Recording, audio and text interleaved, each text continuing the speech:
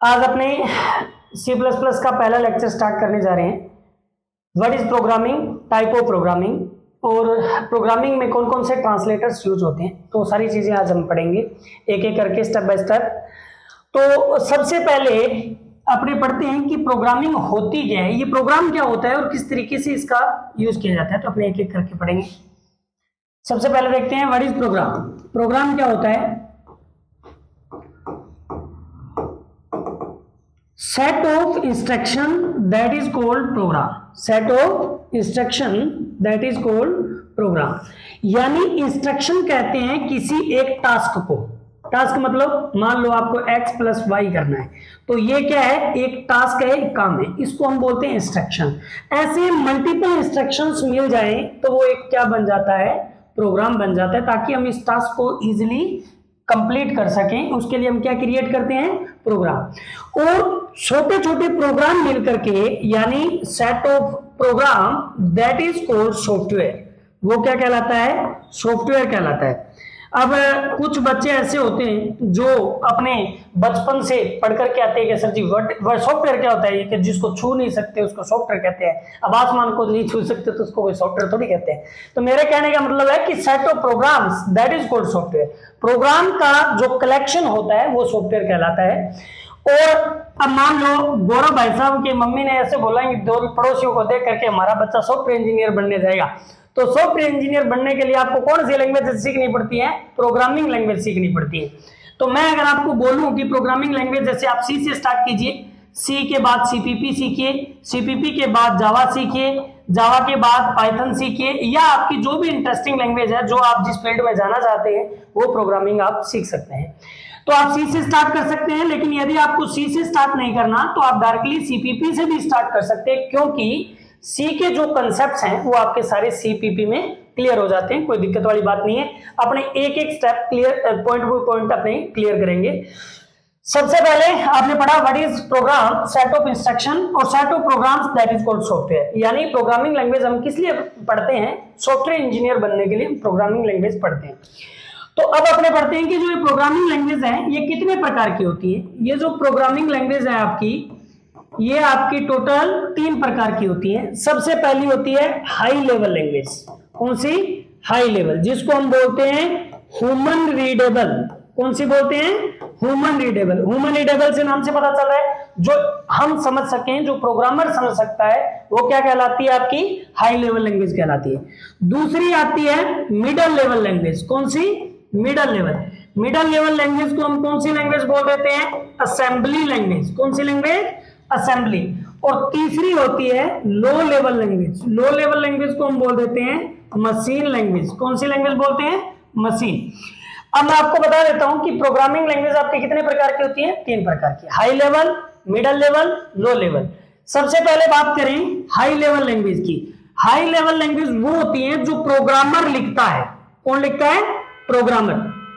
Programmer क्या करता है, जो सोर्स कोड लिखता है हमारा, वो क्या कहलाती है, हाई लेवल लैंग्वेज कहलाती है। सोर्स कोड हमने लिखा, चाहे वो किसी भी लैंग्वेज में लिखा हो, जैसे आपने अभी देखा सी, सी प्लस प्लस, जावा, सी शार्प, आपने किसी में भी सोर्स कोड लिखा, वो सोर्स कोड हम समझ सकते हैं, क्योंकि हम कोई भी प्रोग्रामिंग लैंग्वेज करते हैं, जो सोर्स कोड हम लिखते हैं वो किसी न किसी भाषा में लिखते हैं। जैसे आपने लिखा hash include iostream.h, conio.h, voidman, bracket start close, है ना, कुछ भी आपने जो भी कोड लिखा वो क्या कहलाएगा, सोर्स कोड। लेकिन वो सोर्स कोड कौन अंडरस्टैंड नहीं कर सकता, कंप्यूटर अंडरस्टैंड नहीं कर सकता, क्योंकि उसको कौन सी भाषा समझ आती है, मशीन लैंग्वेज समझ आती है, तो इसको तो समझ नहीं सकता।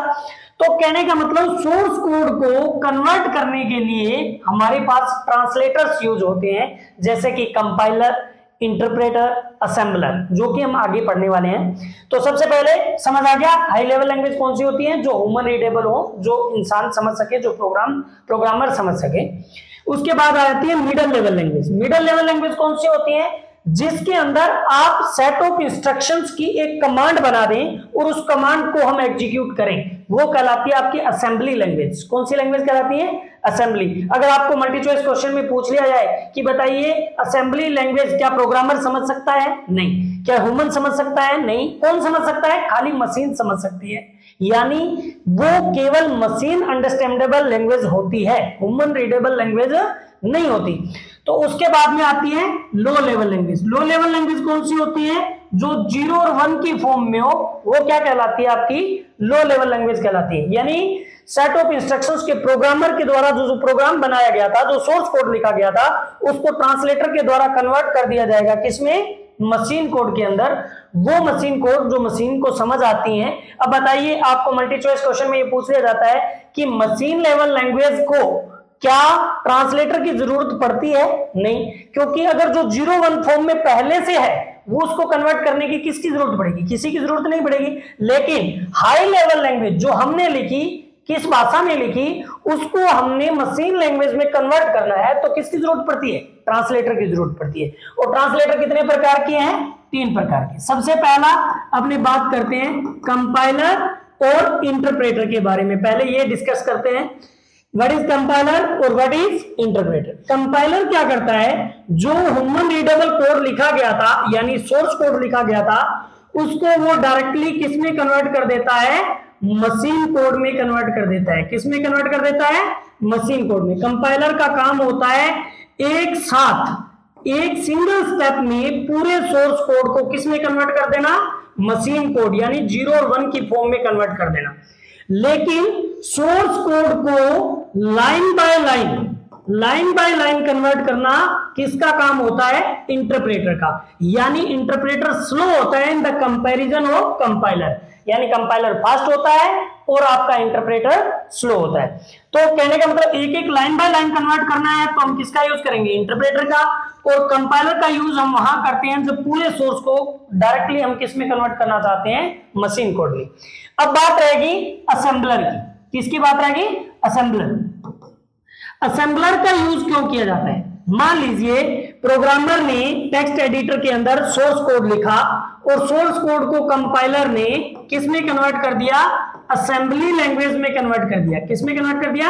असेंबली लैंग्वेज, जो कि सेट ऑफ इंस्ट्रक्शंस की एक कमांड बना दी और उसको असेंबलर ने किस में कन्वर्ट कर दिया? मशीन कोड में कन्वर्ट कर दिया। किस में कन्वर्ट कर दिया? मशीन कोड, यानी 0-1 की फॉर्म में कन्वर्ट कर दिया। तो ये आपकी कौन सी लैंग्वेज होगी?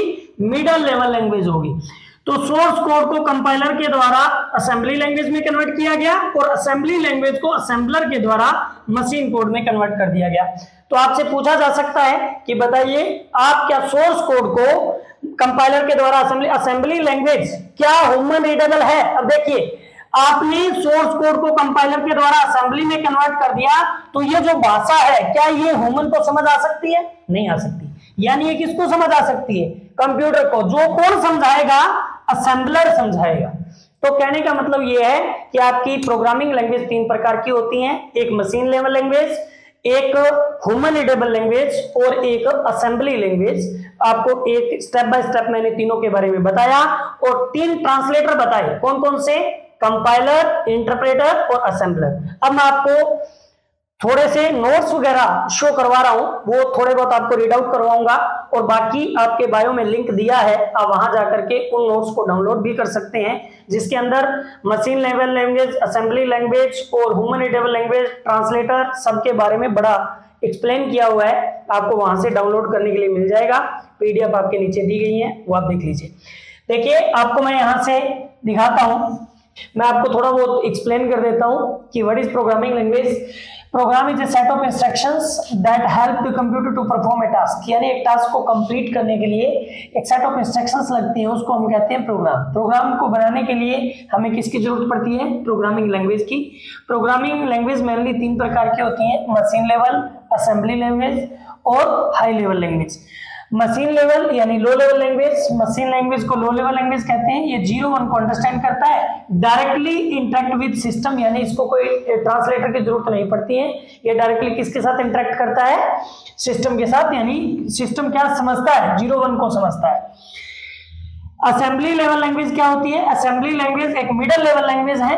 It consist of set of instruction in a specific format called command, यानी एक सेट ऑफ इंस्ट्रक्शंस की एक कमांड बना करके उसको परफॉर्म करना असेंबली लैंग्वेज के अंदर आता है। असेंबली से मशीन लेवल लैंग्वेज में कन्वर्ट करने के लिए हम असेंबलर यूज करते हैं, जो कि मैं आपको बता चुका हूं।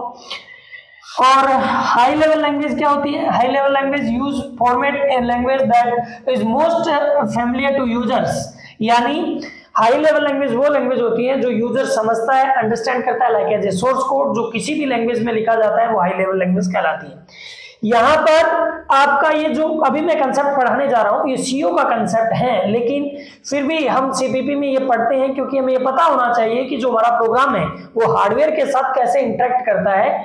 तो सबसे पहले देखिए, जो प्रोग्रामर है वो प्रोग्राम टेक्स्ट एडिटर में लिखेगा, कंपाइलर उसको कंपाइल करके असेंबली लैंग्वेज में कन्वर्ट करेगा, असेंबली लैंग्वेज असेंबलर कन्वर्ट करेगा मशीन लैंग्वेज में। मशीन लैंग्वेज को कौन अंडरस्टैंड करता है? Operating system. और ऑपरेटिंग सिस्टम किसको अंडरस्टैंड करवाएगा? वो बात बाय शेल एंड कर्नल के थ्रू हार्डवेयर चिप तक वो चीज पहुंचती है। इसके लिए हमें पता होना चाहिए कि जो हम प्रोग्राम राइट करते हैं वो एक हार्डवेयर चिप तक कैसे वर्किंग करता है। इसके लिए हम कहते हैं interactive program with hardware chip. तो एक प्रोग्राम कैसे इंटरेक्ट करेगा हार्डवेयर चिप को, तो वो आपको एक्सप्लेन करवाया है। थोड़ा सा ये देख लीजिए कि कंपाइलर और इंटरप्रेटर में कई बार एमसीक्यू क्वेश्चंस में आपको ये पूछ लिया जाता है कि बताइए कंपाइलर फास्ट होता है या इंटरप्रेटर। तो आपको पता है कंपाइलर पूरे कोड को एक साथ कन्वर्ट करता है, interpreter line by line convert करता है। ये फास्ट होता है, ये स्लो होता है, ये कम टाइम लेता है, ये ज्यादा टाइम लेता है, ये आपका एफिशिएंट होता है, ये लेस एफिशिएंट होता है, ये लार्ज होता है साइज में और ये स्मॉल होता है साइज में। ये इसके डिफरेंसेस हैं जो कि हमारे कंपाइलर और इंटरप्रेटर के अंदर है। इनका लिंक नीचे बायो में दिया हुआ है, आप वहां से ये नोट्स डाउनलोड करके पढ़ सकते हैं। धन्यवाद।